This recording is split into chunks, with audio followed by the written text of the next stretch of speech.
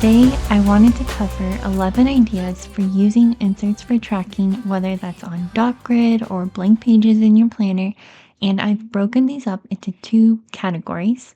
And the first category is tracking as it becomes relevant. These are for things you might not need to track every single day, but when they happen, having a dedicated space in your planner for them can be super helpful. The first idea is to log key stats from your annual physical, like your weight, blood pressure, resting heart rate, or blood test results. And this can be useful for noticing trends and may motivate you to take action on improving your health. The second idea is to record your prescription after each optometrist eye doctor visit. You can use a pet care tracker to log your pet's most recent vaccinations, grooming dates, or even bath times. This might be a helpful way to stay on top of their care. Another idea is to create a tracker for your job. For example, if you get paid extra for overtime work that you do, you can jot down both the date and the hours you worked on an overtime tracker. The second category is tracking on specific dates. What I mean by that is that these are things you can set reminders for by scheduling them into the calendar in your planner and make a habit of recording or tracking completion. For example, at the end of each month, you can write down your total living expenses.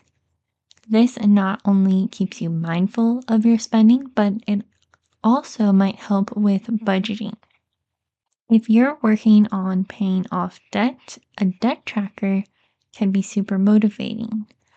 Write down your total debt at the start of each month and watch it shrink as you make those payments. And keeping up with subscription renewal dates can be so much easier when you track them. You can write down the dates and check them off once the subscriptions have been paid for. And this can also help you to plan ahead and make sure that you have enough money in your account before the subscription renewal takes place so you aren't taken by surprise. You could also write down your favorite memory from the month, and that might be a fun way to reflect on and capture those special moments. Or you could start a gratitude log. You can write down one thing you're grateful for each week, and maybe this could be a less overwhelming way of practicing gratitude for you if daily gratitude feels like too much.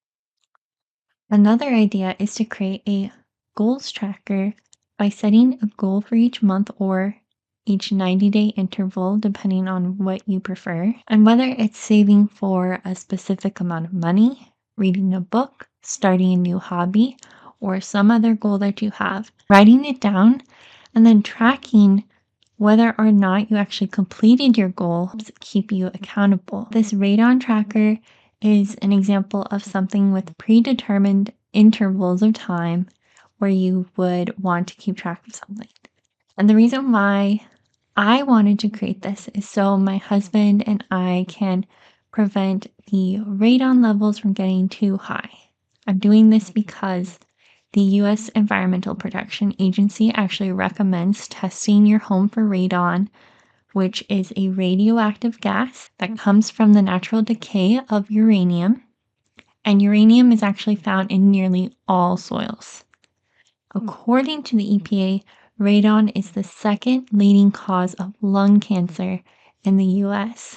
So it is worth checking to ensure that the levels in your home fall below 4 picocuries per liter. Indoor radon levels are usually higher in the winter.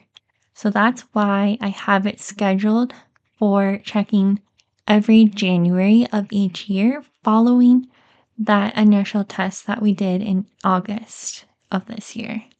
So right now, I have this written down as a task on my 2025 next year list so I don't forget about it.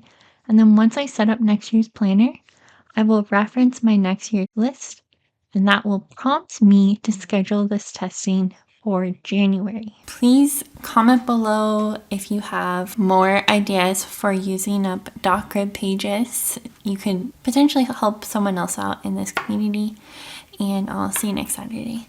Bye.